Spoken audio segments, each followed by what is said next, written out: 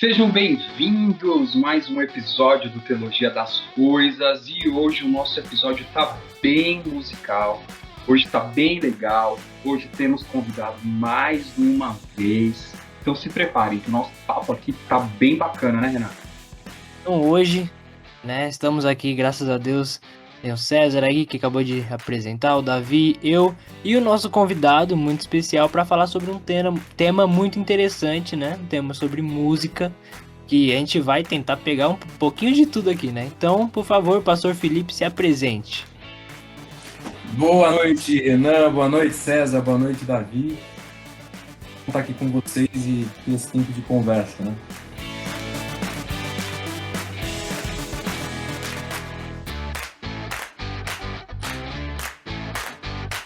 Isso aí, estamos aí para mais esse episódio onde o tema é música, mais especificamente música no contexto de igreja, né? E para a gente começar aí nossa conversa, Pastor Felipe, o que seria aquela adoração em espírito e em verdade que a gente pode ler lá em João 4:24? Vamos lá, Davi. A gente não pode tirá-la do contexto. A impressão, quando a gente lê o texto, eu vejo algumas pessoas falando como algo místico, algo que eu sinto, algo que me faz ter êxtase. E Jesus está falando, a mulher samaritana ali, sobre forma. Ela está preocupada, depois dela entender que ele era um profeta, alguma coisa religiosa, diferente do que ela estava na expectativa. Ela, de repente, fala, deixa eu tirar uma dúvida com o Senhor Jesus, vem cá. E a gente percebe que ela tinha dúvida nessa questão da forma. Ela fala, os samaritanos falam que é aqui que eu devo adorar. Os judeus falam que é lá em Jerusalém, onde eu adoro. Jesus fala, esquece a forma, esquece o lugar. Agora, os verdadeiros adoradores, a adoração ela acontece em espírito e em verdade. E aí ele continua, porque ele fala, Deus é espírito. E os verdadeiros adoradores adorarão dessa forma. Então, o espírito em verdade tem a ver com a minha parte, a minha volição e a minha mente. Tudo isso voltado a quem Deus é. Então, é aquele estilo de vida que é voltado para Deus, né? Certo, bacana. Pastor, e em relação, né, hoje a gente só vai falar de música aqui, em relação à importância da música no contexto da igreja, né? A música ela é algo opcional, ela é algo que deve fazer parte, o quanto ela tem de representação aí no contexto ali da vida da igreja, das atividades da igreja. Eu sou um pastor e eu sou músico, então alguns podem falar, ele tá puxando sardinha para um lado que é o dele também, no seminário eu leciono na área de música, de adoração, mas a gente tem a Bíblia, eu acho que é lá que a gente tem as nossas respostas e é de lá que vem o nosso porquês com as soluções. E se a gente olhar dentro da Bíblia, os textos que a gente tem de música no Novo Testamento, porque o Antigo Testamento não vai servir aqui, Existia toda uma ordem no Antigo Testamento, a gente pode até durante o tempo aqui falar mais sobre isso, mas no Novo Testamento a gente percebe que a música ela acontece como um resultado do contato que eu tenho com Deus, e a gente tem dois textos do Novo Testamento que tratam sobre isso, que é em Efésios 5 e Colossenses 3. Colossenses 3 fala sobre os salmos, hinos e cânticos espirituais. E antes ele fala, habite em vós a palavra de Cristo. Então a palavra de Cristo habita em mim. Qual o resultado? É isso que ele está falando ali. E é o que é interessante, a gente fala às vezes do aconselhamento bíblico na igreja, que é algo importante. Quando Paulo fala da importância da palavra de Cristo habitar na gente, ele fala que a gente vai se instruir, se aconselhar, se dar todas as instruções ali da mutualidade na igreja, e o meio disso é salmos, hinos e cânticos espirituais. Aquilo é música, Aquilo é música. Então a música ela tem importância na forma com que acontece a mutualidade dentro da igreja. A igreja centrada em Cristo, olhando para Ele, a uma só voz, dizendo que é. Então a música ela está presente no Novo Testamento e ela tem função dentro da liturgia cristã. É assim mortos dos tempos. Só eu tô falando muito, mas a gente olha lá, por exemplo, a igreja primitiva, alguns falam o seguinte, lá não tinha música, ou então não tinha instrumento. E a gente pensa o seguinte, eles não tinham e não faziam por causa da perseguição. A perseguição fazia com que eles tivessem que ter as coisas em silêncio. Mas ao longo da história, quando a gente enxerga a música acontecendo, ela tem papel E eu vou ficar falando um monte que talvez não entre agora. Não. Na época é como se fosse uma necessidade de descrição, assim, deles. Eles não podiam meio que, vamos dizer, literalmente fazer muito barulho. É isso? Nesse período, isso, pela perseguição. Dentro desse último tópico que eu falei, é isso. Nossa, interessante. Então, pastor, seguindo nesse caminho, né, de música na igreja, assim, né, que o César falou nessa última pergunta, a igreja é feita, né, por humanos, pessoas que cada um possui um estilo musical diferente, né? E às vezes, né, um hino, um cântico pode não agradar o gosto de um irmão, né, de outro e tal. Como é que faz? Assim, acho que ainda mais para um líder de música, né, no caso, acho que deve cair mais o peso sobre isso. Como é que faz para lidar com esse tipo de coisa? Porque não é fácil, né, eu imagino. Quando a gente fala de música, a gente tá falando de arte. Arte é estético, né? E a estética é relativa. Eu tô olhando para vocês três aqui e não tem como achar bonito, mas alguém vai achar bonito, né? Então a gente percebe que a estética ela é relativa. Tem gente, o belo para um não é belo para outro. Existem conceitos que são eles não são abstratos, eles são realmente pontuais, eles são verdadeiros, eles são palpáveis, mas existem conceitos que são abertos. Então a gente não pode olhar e dizer em alguns aspectos, a gente vai ficar aqui horas se for para entrar a fundo nisso. Mas resumindo, não dá para a gente dizer que existe um certo e um errado.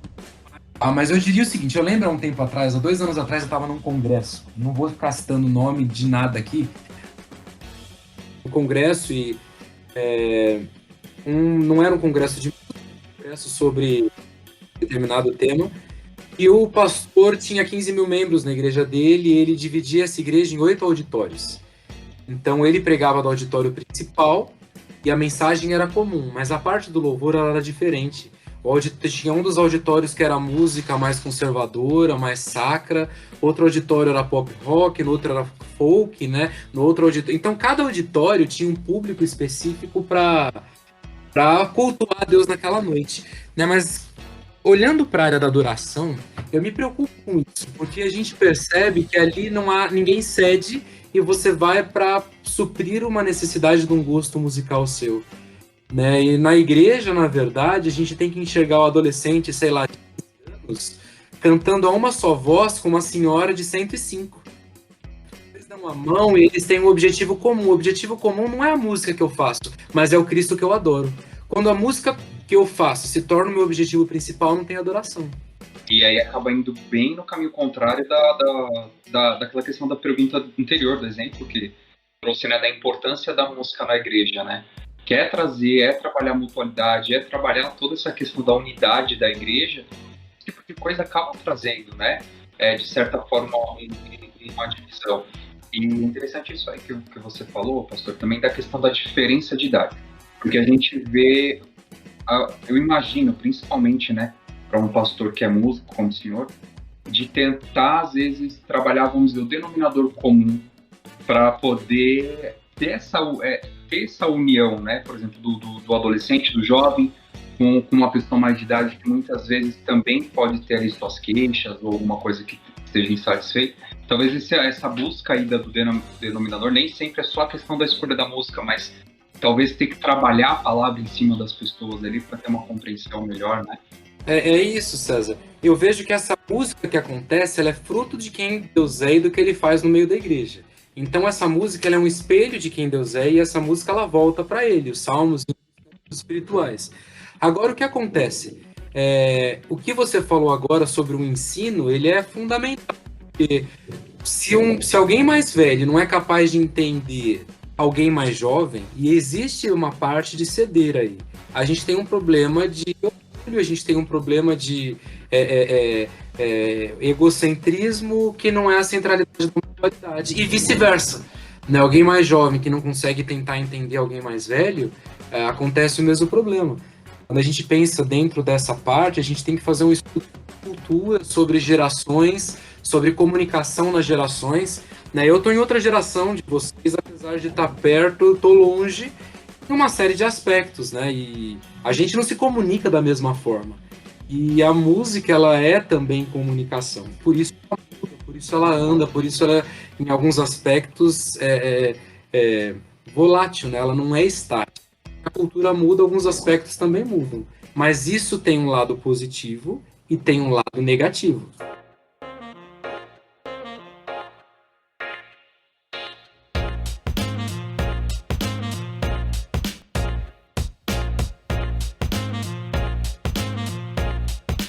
Então, né, devo acrescentar uma outra pergunta aqui, ó. Nessas várias gerações que a gente pode encontrar em contexto de igreja, gostos musicais, a gente também vai encontrar um gosto de instrumentos. Algumas pessoas vão preferir algum instrumento X, mas não gostam muito daquele. A gente vê isso muito com bateria, né? Tem gente que acha que é muito barulhento. E, sim, assim, mas também a gente pode... Antigamente a gente ia ver mais, né? Mas tem igrejas que às vezes não aceitavam um instrumento ser tocado lá na igreja, ali pro louvor. Como que a gente lida assim com isso? Porque às vezes é como se algumas pessoas acham que como se o instrumento tivesse vida e o passado dele influenciasse no contexto que ele vai ser usado. Uhum. Davi, a gente vai ter uma série de elementos aí que devem ser levados em conta. Não é simplesmente eu posso tudo, eu faço tudo e cada um engula o que quiser, porque o instrumento é neutro, né? E concordo com você, com tudo que você falou, no sentido de o instrumento ele não tem vida, quem dá vida é quem faz música com ele, né? Mas existem algumas coisas que a gente tem que observar. Eu vou tentar resumir bastante aqui para não ficar falando demais, mas tem muita coisa aqui. Um dos princípios é o princípio da associação, né? A gente vê, por exemplo, no início do século passado, 1900 e bolinhas lá, o piano era usado em cabaré, né? Piano estava associado em cabaré. Então as igrejas que usavam piano naquele tempo, não usavam piano, melhor dizendo, o órgão e alguns outros instrumentos, porque o piano era instrumento de boate para hoje, um instrumento de balada, né? Se fosse para os dias de hoje. Então eu não vou colocar o piano dentro da igreja. Mas isso foi mudando. Então hoje o piano está dentro da igreja, não é um problema. E qual o problema da associação? O problema da associação é que é o princípio do novo cântico que a gente vê nos Salmos, o novo cântico que fala, a Bíblia fala muito sobre o princípio do novo cântico.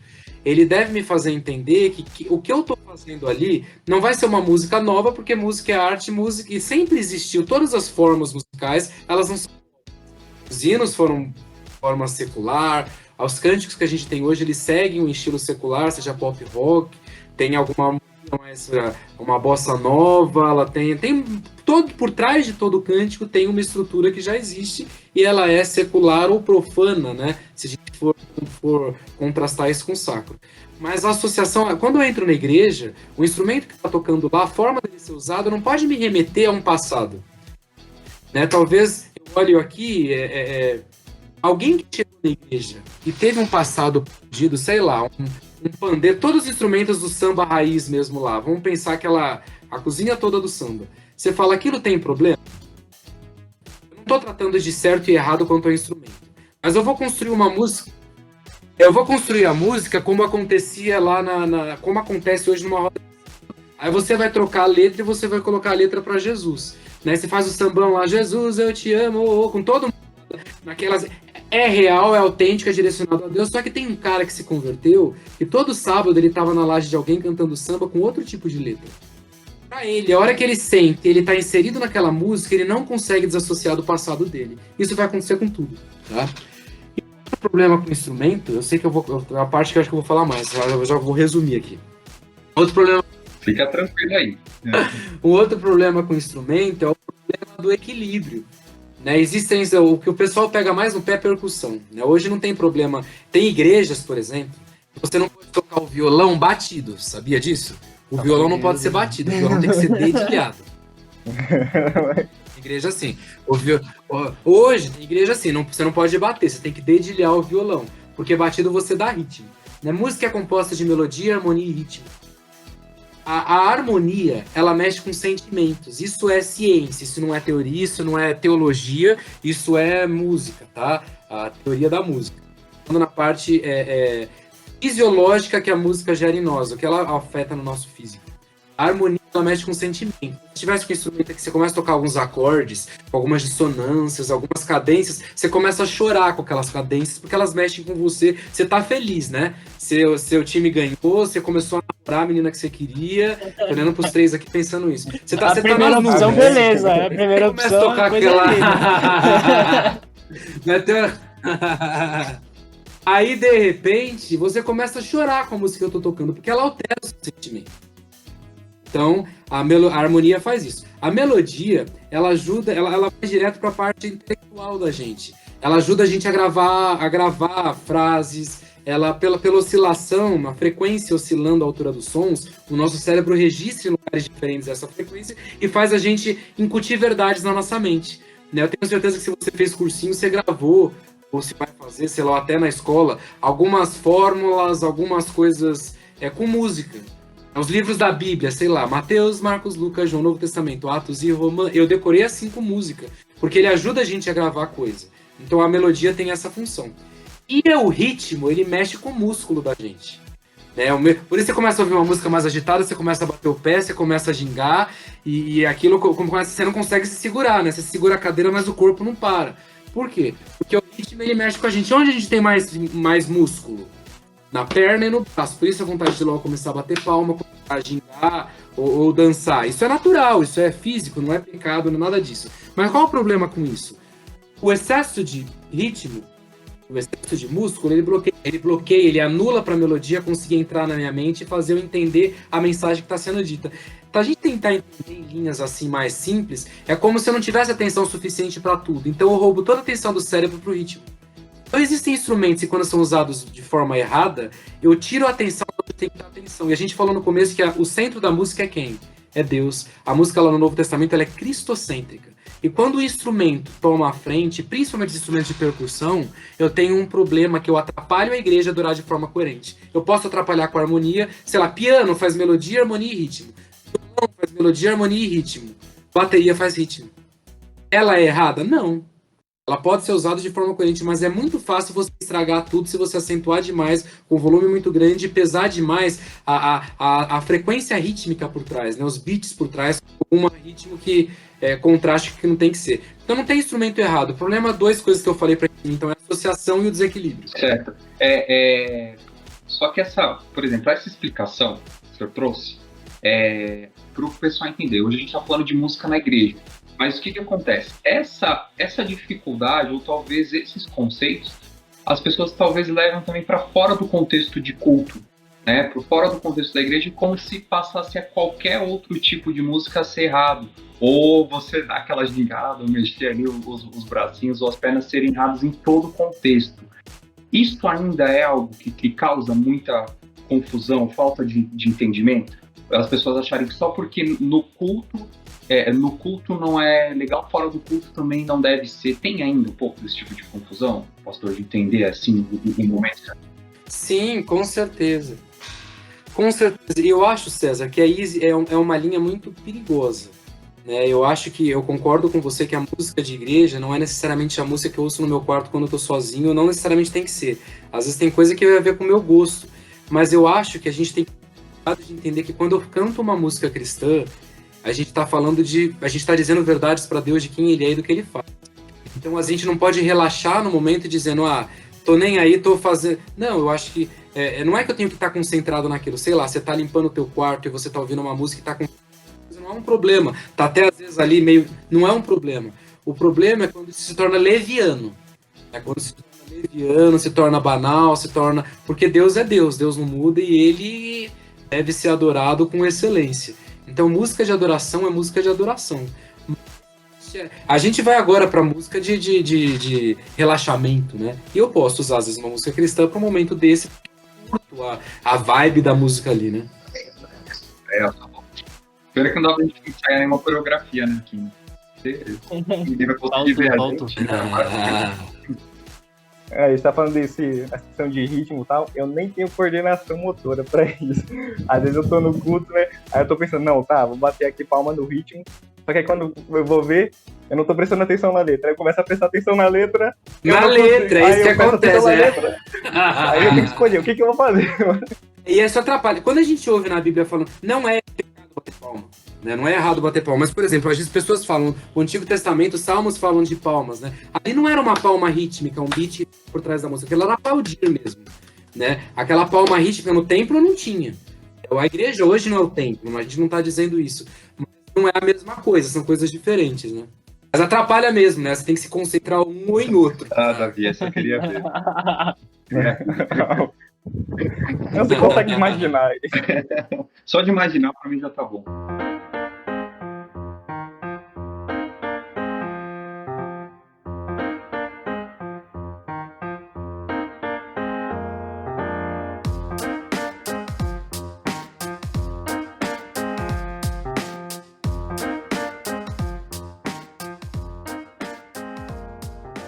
Vamos lá. A gente tem mais aqui algumas coisinhas para a gente colocar aqui em discussão. A questão de ministério de louvor, pastor. A importância, a necessidade de toda a igreja tem que ser aquela mega estrutura. Qual o nível de importância? Ou existe algum critério mínimo que a igreja precisa ter referente a isso? César, eu penso que para tudo que a gente faz na igreja, a gente tem que pensar em excelência, não é só com a música, né? Tudo que dentro do ministério do corpo de Cristo, na igreja local, tem que pensar em excelência. E a música tem aspectos que envolvem excelência. É lógico que cada lugar vai ter um nível de excelência diferente, porque existem pessoas diferentes, com habilidades diferentes, com recursos diferentes. Mas eu costumo dizer que se há 2 anos atrás eu fazia música como eu faço hoje, tem algum problema no meu entendimento de adoração ao que Deus merece. O pastor, ele precisa estudar, ele precisa se esmerar, ele vai atrás de cursos, ele lê livros, ele se esmera por levar uma mensagem, não só com uma retórica, uma hermenêutica coerente, mas uma mensagem que alcança corações com a verdade de Deus, de forma clara, atual, contextualizada e bíblica. A música precisa andar no mesmo caminho.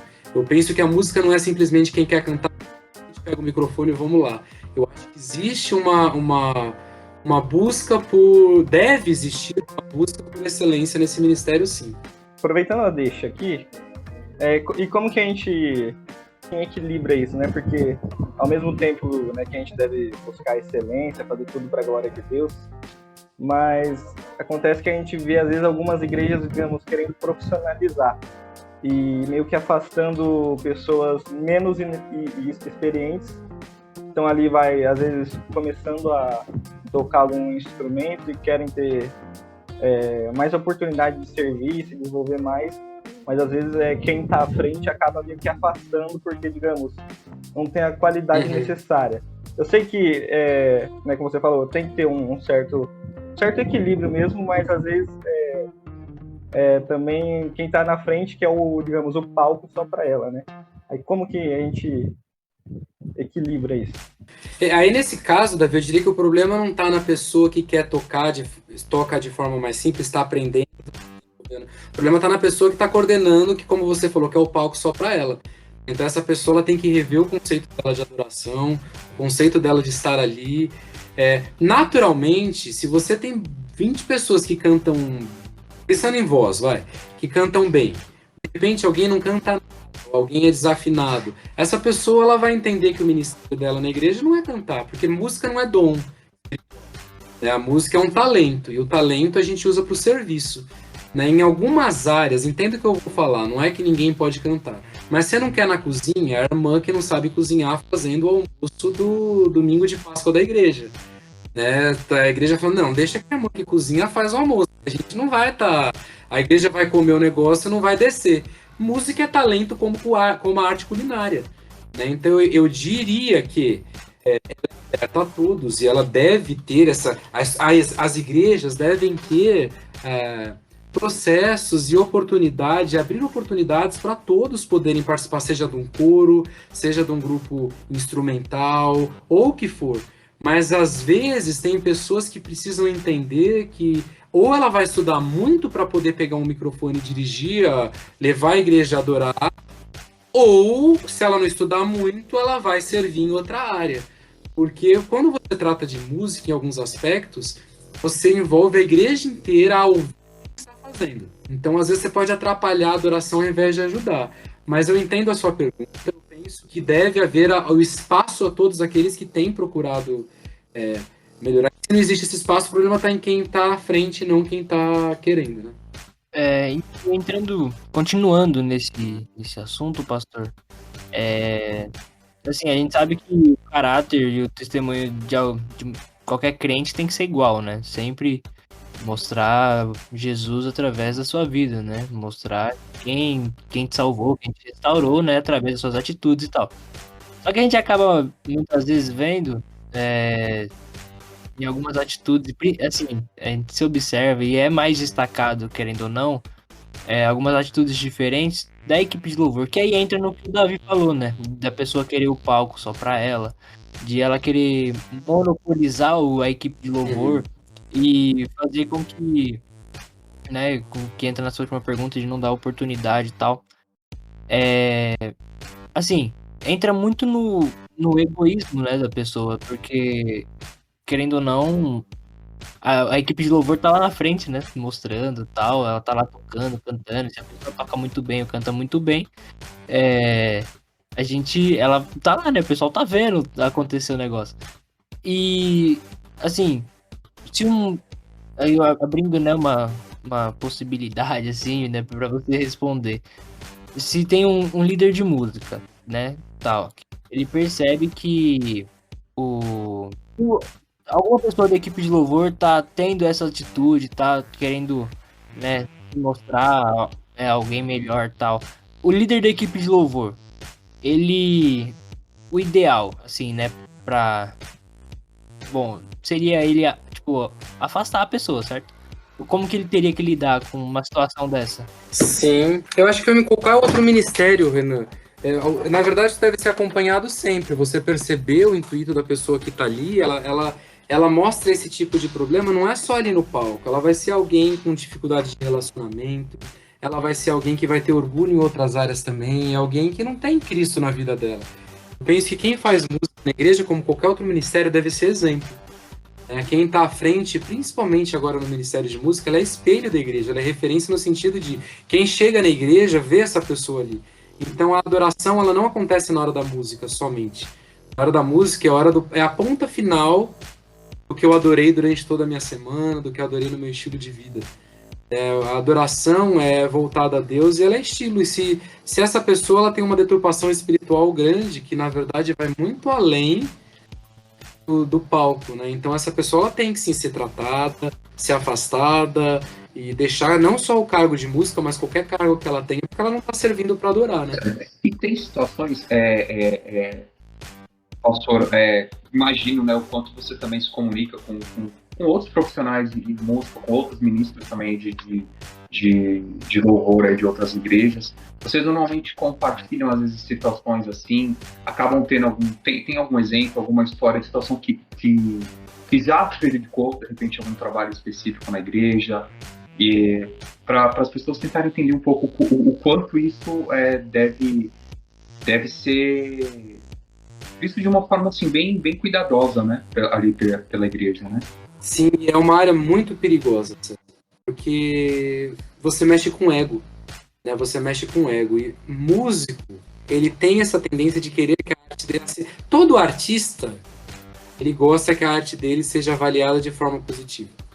E na verdade, na igreja, quando a gente faz a arte da música, ela é diferente, porque ela não é para ser avaliada ou apreciada por quem ouve, é para ser avaliada por quem está lá no céu, por quem habita em mim, por aquele que está presente de forma espírito e em verdade. Então, esse jogo de egos, ele atrapalha não só a igreja, fora da igreja já é assim. Eu lembro que quando eu fazia a faculdade de música, eu fiz regência. Tinha os cantores, por exemplo. Entre eles eram amigos, mas eu via os comentários, você vai para os teatros aí, às vezes uns ligavam o bebedouro para deixar água gelada, para o outro vir beber água gelada e ficar sem voz, para ele ganhar o solo da ópera ou o solo do concerto que ia ter. Então é coisa absurda, e às vezes a torcida é para o outro fazer mal, sabe? O naipe ali torcia porque tá o segundo violino, torcia para cair um primeiro violino para ele tomar o lugar. Como qualquer lugar, empresa é assim. Em muito lugar. Isso é o coração do homem que é egoísta. Se você leva isso pro a igreja, para frente da igreja, se você não tratar esses corações. Aí você vai ter problemas de relacionamento, e o inimigo usa essa área para rachar realmente igreja, rachar ministérios.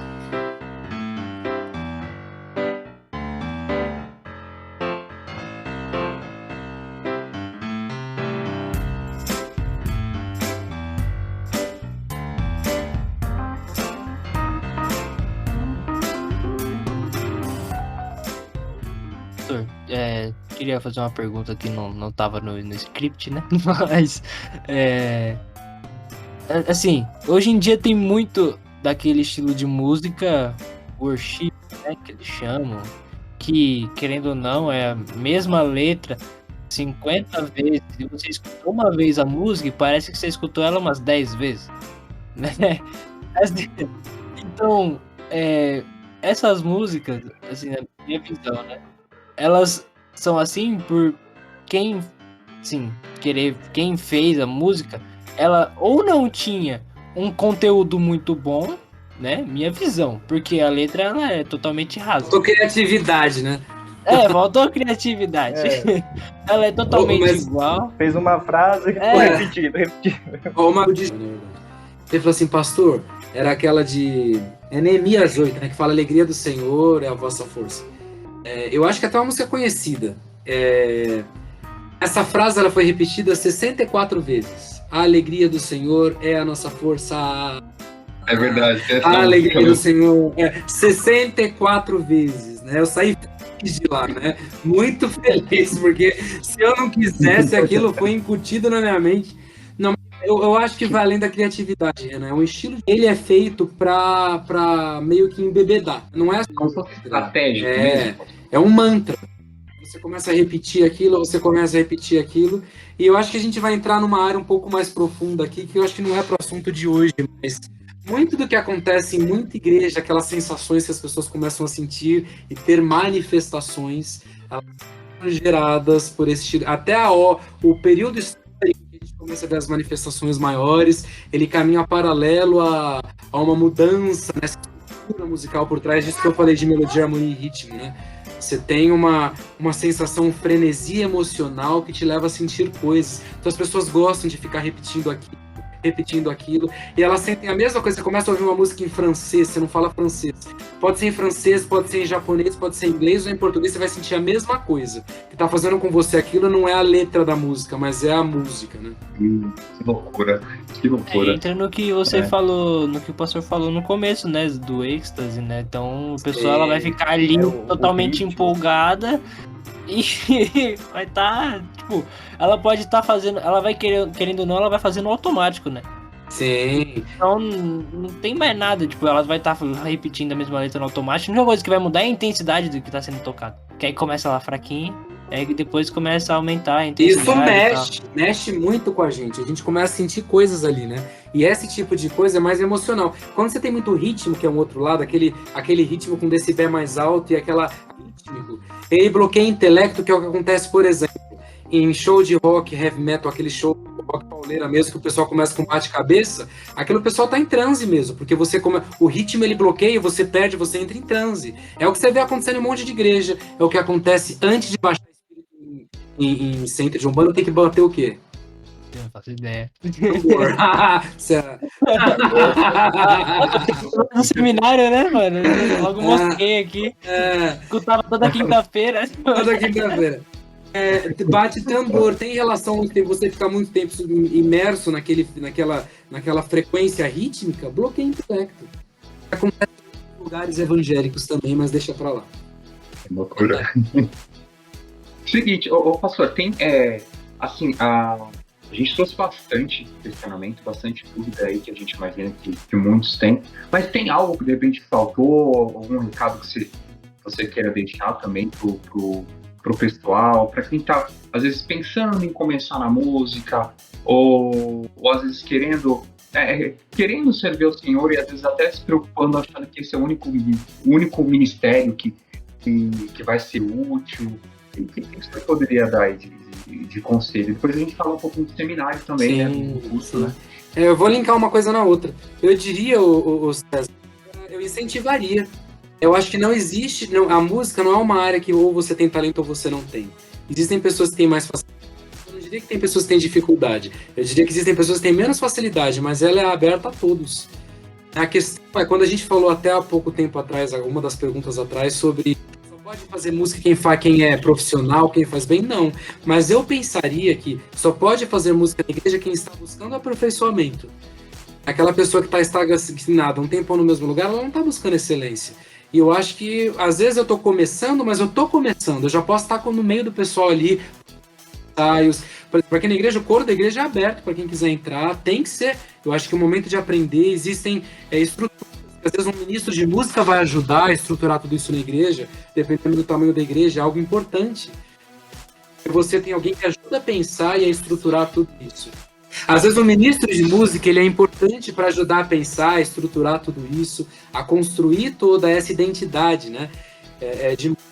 Penso no Antigo Testamento, por exemplo, quando a gente pensa na música do templo, a seriedade com que foi levada aqui por Davi. 1 Crônicas 25 lá fala sobre 1 Crônicas 15. A gente vê que Enanias, que era o responsável pela música com os levitas, aquilo porque ele era mestre. O termo ali fala porque ele era mestre, porque ele era perito, porque ele era o melhor. Então ele coordenava aquilo porque ele tinha estudo, ele tinha capacidade para fazer tudo aquilo. Existe toda uma estrutura ali formal e eles gastavam horas estudando, né? Eu não estou dizendo que a gente tem que trazer essa estrutura agora para a igreja, né? Então, porque o Antigo Testamento era o templo, hoje o Espírito Santo habita em mim. Isso é mais sério. Porque ele tá comigo quando eu tô arrumando o meu quarto ouvindo música, ele tá comigo aonde eu tô, ele habita em mim. Mas eu tenho que buscar esse aperfeiçoamento, eu acho que as pessoas devem estudar, devem buscar se aperfeiçoar. A internet hoje é um meio rico para isso, é um meio rico para você aprender hoje em dia e se aperfeiçoar. E o Ministério de Música na igreja é um ministério importantíssimo e muito gostoso de ser participado, né? Porque fazer música é muito bom. Para Deus não tem a melhor coisa. E falando em aperfeiçoar, vamos falar um pouquinho, né, do seminário, do curso, conta um pouquinho para quem tem esse desejo aí de aperfeiçoamento. É o melhor curso que existe. Tô brincando. Não, Bom, tem um aluno seu. Formado já. Deixa eu falar, o curso de seminário ele está online, né? Desde essa pandemia ele está online e a previsão é que a gente continue de forma virtual. Então, da onde você estiver nos participando do mundo, você pode participar do curso de seminário Logos. É um curso voltado para a igreja mesmo, né? Você não vai achar esse curso mesmo em outro lugar, porque é um curso, são 2 noites por semana por 2 anos, e ali você vai sair habilitado a ter um instrumento, né? E normalmente o piano é a base. Você não vai sair pianista, mas você vai entender, talvez até para tocar no louvor, a gente vai te dar uma base para isso. Você vai trabalhar a parte de ensaios, seja de equipe de louvor, com backing vocal, com coro, com vocal, e a prática de conjunto, né, ensaiar o ministério de música que vai trabalhar no momento da adoração, a parte de arranjos, escrever arranjos, ter as noções para isso. Você vai sair de lá com passos dados em todas essas áreas, né, e a parte de regência também. Então, fora toda a parte teórica, por exemplo, teologia da adoração, eu dei uma pincelada do que a gente conversa lá ao longo de um semestre. Você tem panorama bíblico, então você sai de lá um músico para dirigir a música de igreja. Então eu recomendo, não só porque eu tô lá, mas não porque eu tô lá é o mínimo, mas porque você vai sair de lá com muitos professores capacitados lá, né, que vão te ajudar a construir realmente, se você não tem uma identidade, uma filosofia musical, porque música não é brincadeira. Faz qualquer coisa que serve, a excelência ao Senhor é devida, né? Eu recomendo. Fui prova. Pelo menos disso, mano. Tem que recomendar, né?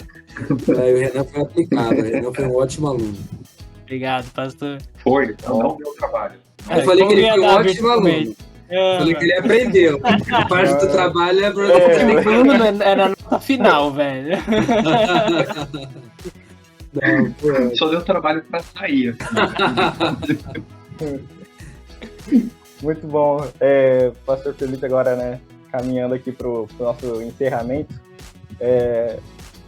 Sim, um último conselho aí que você daria para alguém que está numa equipe de louvor, ou então talvez seja líder de uma equipe de louvor, e também no seu gosto, né? Claro que isso vai variar aí um pouco dos gostos musicais, mas na sua experiência, que tipo de música você diria que é o melhor para se cantar assim, em igreja, em união, todo mundo? Nossa, Davi, aí vai ter que Aí eu quero complicou, a partir de mano. agora. Jogou fogo no final. Era pra finalizar essa pergunta? Eu tenho que saber a opinião. Agora acabou, a gente conseguiu, né? Passar. Aí vem o Davi joga uma bola. O primeiro conselho que eu dou, Davi, ele tá associado não à música, mas à vida cristã. Se você trabalha com música na igreja, você tem que ser muito amigo de Deus. E eu acho que o seu tempo com Deus diário, a sua intimidade com Deus não pode ser perdida nunca. Quando você está na frente da igreja, levando a igreja, eu uso o termo assim, levar a igreja a adorar, adorando junto, mas você está à frente, dirigindo aquele momento, o que as pessoas vão falar, o que elas vão cantar, o que elas vão direcionar a Deus. E se aquilo não for do coração que adora, que ele tem uma vida de santidade, aquilo é hipocrisia. Então eu acho que o coração que adora, ele vem antes da voz que adora, ele vem antes das mãos que adoram. Então eu diria para o músico tomar muito cuidado com o coração. Quando ele adorar com o coração, o louvor dele nem ter saído da mão ou da boca, mas já chegou no teto. Já passou do teto, né? Já chegou no céu. E se for diferente, você só faz música, você não faz adoração. E que tipo de música deve ser usada na igreja? Eu diria que isso tem uma série de fatores, alguns que eu já citei, outra é a história da igreja. Elas têm histórias, mas eu diria, a palavra que eu diria, Davi, é equilíbrio. Equilíbrio, sabe? Você tem o objetivo, a gente pensa em Efésios 2, quando Paulo fala à igreja de Éfeso, que a barreira, o muro da inimizade foi destruído, né? Ali ele coloca vários opostos,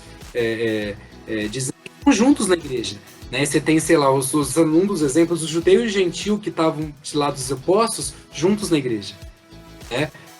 A música, ela tem que unir. Se a música não está unindo, ela não está equilibrada.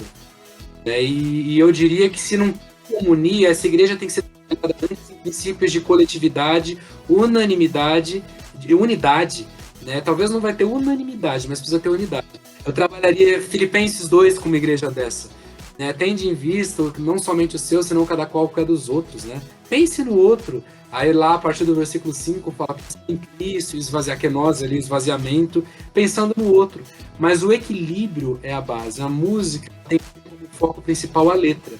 Né? Se tem muita música que a letra não consegue ser gravada, eu não consigo me concentrar, tem algum problema. E a gente busca... Eu tenho o meu equilíbrio, que eu tenho o seu, que é diferente do Renan, que é diferente do César, que é diferente do seu. É o meu, mas ele não é absoluto. Mas você tem que buscar o seu. Lá no canal da igreja, eu sou pastor na Igreja Batista do Rio Pequeno, né? Se você procurar no YouTube, você vai achar o canal. Lá a gente tem uma pasta, uma playlist de louvor. Lá você vai encontrar, talvez, o que eu penso um pouco sobre equilíbrio. A gente tem um ministro de música aqui, que é o Oziel, né? A gente conversa. Eu não penso igual o Oziel. Ele não pensa igual a mim, mas a gente pensa junto. A gente caminha junto e a gente faz música junto em adoração. Porque ninguém pensa igual. Né? Mas eu acho que equilíbrio é a palavra que eu terminaria. Aí, ó, eu joguei a bomba no final, mas o cara sabe. Não, já jogou a bomba, terminou no peito e saiu jogando, velho. Até aproveitando, ô pastor, o senhor sabe de fora aí, pra tá passando o canal, como o pessoal procura o canal da Igreja Batista Rio Pequeno. Beleza, no YouTube, né? E o seminário, o pessoal, a gente tem um Instagram aqui, é só vocês procurarem lá no Instagram, @Seminário Batista Logos, tudo junto. Lá no Instagram do seminário já tem o link, tem o endereço. Lá você também pode, de repente, mandar ali uma mensagem, tirar dúvida. Eles vão passar todas as informações sobre o curso, mensalidade, a grade, tudo que vai ter. O pessoal do seminário Logos é fera. Eles dão toda a atenção. É um curso, não só o curso de música, né, mas como o curso de teologia também. Hoje a gente pode falar que é referência. Então a gente fala aqui de boca cheia, mas porque que vale super a pena. A gente tá encerrando, né, meninos? Isso aí. Muito obrigado, pastor, por ter aceitado o convite, tá? É um prazer poder te rever, né? Vi você um ano. Você falou com um tom de assim, precisei ver você um ano, mas eu diria que eu precisei te ver um ano. Não, o prazer foi meu, eu fiquei contente com o convite, eu gosto de falar sobre isso e Acho que tem que ser bastante discutido sempre, né? Porque senão a gente tem que ficar engolindo pode e não pode. A gente tem que dialogar em cima disso, né? É muito mais profundo de um pode e não pode. E eu agradeço aí a oportunidade. Imagina, a gente que agradece, foi um prazer.